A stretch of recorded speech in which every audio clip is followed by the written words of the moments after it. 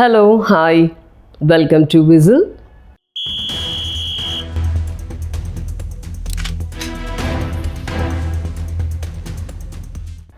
నాటి భారతదేశంలో అధికారిక వృత్తి దేవదాసి వ్యవస్థ.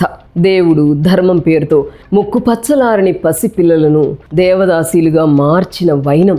ఒక దేవదాసి కూతురు ముత్తు లక్ష్మీరెడ్డిగా ఎలా మారారు? అమానవీయ సాంఘిక దురాచారంపై ముత్తు లక్ష్మీరెడ్డి చేసిన పోరాటం ఏంటి?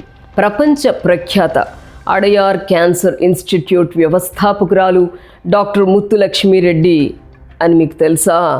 Watch this story.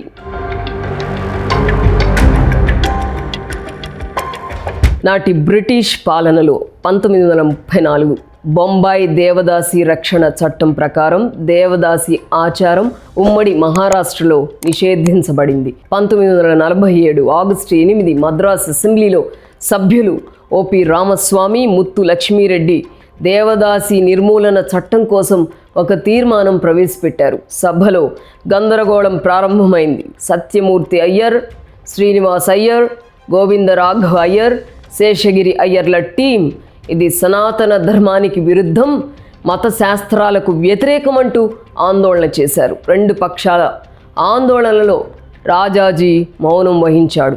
సాయంత్రం ముత్తులక్ష్మి పెరియార్ని సలహా కోసం కలిసింది. పెరియార్ సలహా ఇచ్చాడు. 1947 అక్టోబర్ 9 మరుసటి రోజు సభ ప్రారంభం కాగానే సత్యమూర్తి అయ్యర్ చర్చ ప్రారంభించారు. దేవదాసీలు సనాతన ధర్మం శాస్త్రాలతో దేవాలయంలో ఏర్పాటు చేయబడ్డ పరిచారికలు. దేవదాసీలు నేరుగా దైవ సేవకులు. వారు చేసే అన్ని పవిత్ర కార్యాలను బట్టి వారికి భగవంతుని సర్వ ఆశీస్సులు సుఖభోగాలు లభిస్తాయి అని అసెంబ్లీలో ప్రకటన చేశాడు. సత్యమూర్తి అయ్యర్ కరడుగట్టిన బ్రాహ్మణవాది.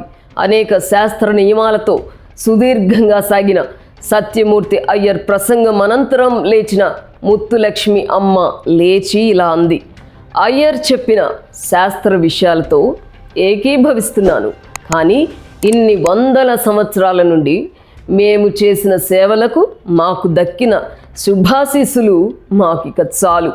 ఇకపై ఇటువంటి పనులు చేయడం ద్వారా దైవాశీస్సులు లభిస్తాయి. ఇది సనాతన ధర్మం అని నమ్మేవారు మీ ఇంటి ఆడవాళ్ళని స్వచ్ఛందంగా దేవదాసీలుగా పంపవచ్చు అంటూ అదిరిపోయే స్పీచ్కి బెదిరిపోయి మద్రాస్ అసెంబ్లీ దేవదాసి నిర్మూలన చట్టాన్ని ఆమోదించింది. అప్పటికి మద్రాస్ స్టేట్లో ఉన్న రాయలసీమ, కోస్తా ఆంధ్రలోని మాతమ్మ జోగిని వ్యవస్థ, మల్బార్ ప్రాంతంలోని నంగా వ్యవస్థ, కన్నడ ప్రాంతంలోని బసివి రద్దు చేయబడ్డాయి. శాస్త్రాలు చెప్పాయని దేవుడితో కళ్యాణం జరిపించి వాళ్ళని వేశ్యలుగా మార్చి వాడుకొని 40 ఏళ్ల తర్వాత వేలం వేసే నీచ నికృష్ట ఆచారం వందల సంవత్సరాల నుండి సనాతన ధర్మం పేరుతో ఆచరించేవారు. ఒక్క తంజావూరు టెంపుల్లోనే రాజరాజా చోళుని కాలంలో 400 మందికి పైగా దేవదాసీలు ఉండేవారు అని చరిత్ర చెప్పిన నగ్న సత్యం. ముత్తులక్ష్మి కన్నతల్లి చంద్రమ్మళ్ దేవదాసి. ఆమెను సంపన్న బ్రాహ్మణ కుటుంబానికి చెందిన నారాయణ స్వామి అయ్యర్ ప్రేమ వివాహం చేసుకున్నారు. ఈ సంఘటన తమిళనాడులో పెద్ద సంచలనాన్ని సృష్టించింది. ఈ దంపతులు సాంఘిక బహిష్కరణకు గురయ్యారు. వారి తొలిసూరు సంతానం ముత్తులక్ష్మి. పెరియార్ ఉద్యమ ఫలితంగా అనేక ప్రతికూల పరిస్థితులను ఎదిరించి ముత్తులక్ష్మి చదువుకొని డాక్టర్ అయింది. తమిళనాడు ప్రభుత్వ ఆసుపత్రుల్లో మొట్టమొదటి మహిళా డాక్టర్ ముత్తులక్ష్మి కావడం విశేషం. 28 సంవత్సరాల వయసులో ముత్తులక్ష్మి 1914లో సుందరరెడ్డిని ప్రేమించి పెళ్లి చేసుకున్నారు. ఆమె సుందరరెడ్డికి ఒక కండిషన్ పెట్టారు: భర్త స్థానానికి తగ్గ గౌరవం భార్యకు ఉండాలి, ఆవిడ ఆలోచనలకు ఆటంకాలు కల్పించకూడదు. ఆ కండిషన్ ప్రకారం ఆమె పెళ్లికి ఒప్పుకున్నారు. 1947లో ఎర్రకోటపై ఎగురవేసిన మొదటి జాతీయ జెండాలో ముత్తులక్ష్మి పేరు చేర్చబడింది. ముత్తులక్ష్మి సోదరుడు రామస్వామి కుమారుడే సినీ నటుడు జెమినీ గణేశన్. స్త్రీల హక్కుల కోసం ఆమె పోరాటానికి స్ఫూర్తి మహాత్మా గాంధీ.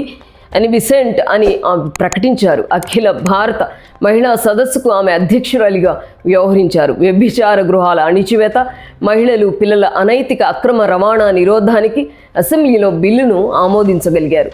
వ్యభిచార గృహాల నుండి రక్షించబడిన వారికి ఆశ్రయం కల్పించడానికి ఒక ఆశ్రమం ప్రారంభించారు. ముత్తులక్ష్మి క్యాన్సర్ రిలీఫ్ ఫండ్ను ప్రారంభించారు. Women's Indian association cancer institute పేరే అడయార్ క్యాన్సర్ ఇన్స్టిట్యూట్. చెన్నైలో లాభాపేక్ష లేని క్యాన్సర్ చికిత్స మరియు పరిశోధనా కేంద్రంగా లక్షలాది నిర్భాగ్యులకు వైద్య సేవలు అందిస్తున్నారు. క్యాన్సర్పై చికిత్స, పరిశోధన కోసం అఖిల భారత సంస్థగా అభివృద్ధి చెందింది. 1956లో ముత్తులక్ష్మికి పద్మభూషణ్ పురస్కారం లభించింది. 30 జూలై 2019న ముత్తులక్ష్మి 133వ పుట్టినరోజు గూగుల్ బ్రౌజర్ ప్రత్యేక ట్రిబ్యూట్ ప్రకటించింది. 2022లో ఆమె పేరుతో మోనోగ్రాఫ్ ప్రచురించబడింది. హ్యాట్స్ ఆఫ్ ముత్తులక్ష్మి గారు. Keep watching whistle. This is Madhu signing off.